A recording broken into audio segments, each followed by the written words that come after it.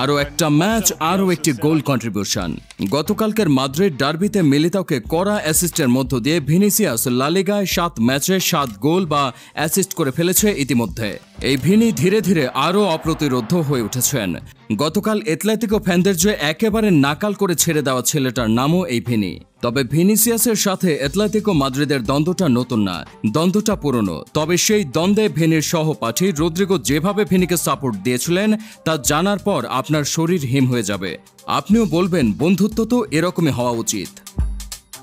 22-23 সিজনে প্রথম মাদ্রিদ ডার্বির আগের দিন ভিনিকে কড়া ভাষায় হুঁশিয়ারি দেন অ্যাটলেটিকো মাদ্রিদের মিডফিল্ডার কোকে।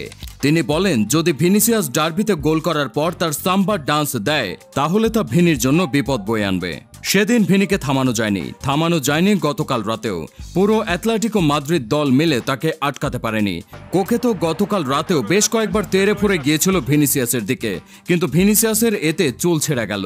ভিনি বিশ্বাস করে তার পায়ের জাদুতে, আর সেই জাদু দেখেই অ্যাটলেটিকোর ঘরের মাঠ মেট্রোপলিটনাতে অ্যাটলেটিকোর এক ঝাঁক বেয়ারা সমর্থকদের মধ্যেও নিজেকে আলাদা করে তুললেন ভিনিসিয়াস।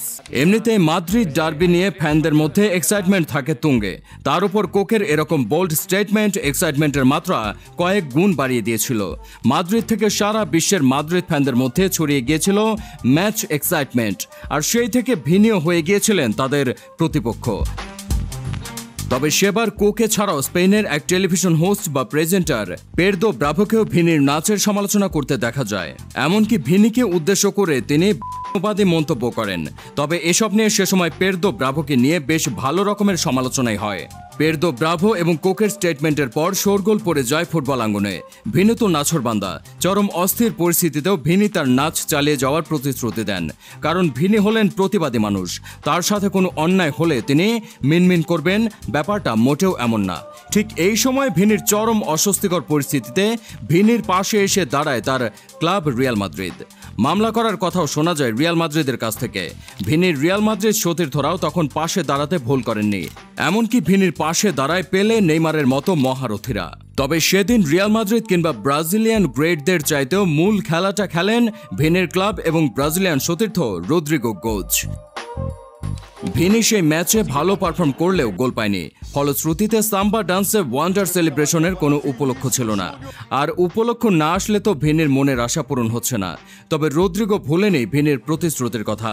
নিজে গোল করল, ওয়ান্ডা মেট্রোপলিটানোর 60,000 অডিয়েন্সকে সামনে রেখে কোকের সামনে ভিনির হাত ধরে নাচল রদ্রিগো। ভিনিও নাচল। কোকের তাকিয়ে তাকিয়ে দেখা ছাড়া কিছুই করার ছিল না। ওয়ান্ডা মেট্রোপলিটানোর ওই ম্যাচে অ্যাটলেটিকোকে 2-1 গোলে হারায় রিয়াল মাদ্রিদ। ম্যাচ শেষে অ্যাটলেটিকো ক্যাপ্টেনের কথার জবাবে ওয়ান্ডাতে নেচে আসেন ভিনিসিয়াস জুনিয়র। আর এটাই হলো প্রতিবাদের ভাষা। এখানেই আলাদা ভিনি। সে তার পায়ের জাদুতে কথা বলে। এর আগেও সে একবার বলেছে সে শুধু ফুটবল খেলতে চায়, কিন্তু তাকে সেটা করতে দেওয়া হচ্ছে না। অহেতুক কারণে তাকে টেনে নিয়ে আসা হয় নানাবিধ লড়াইয়ের মধ্যে।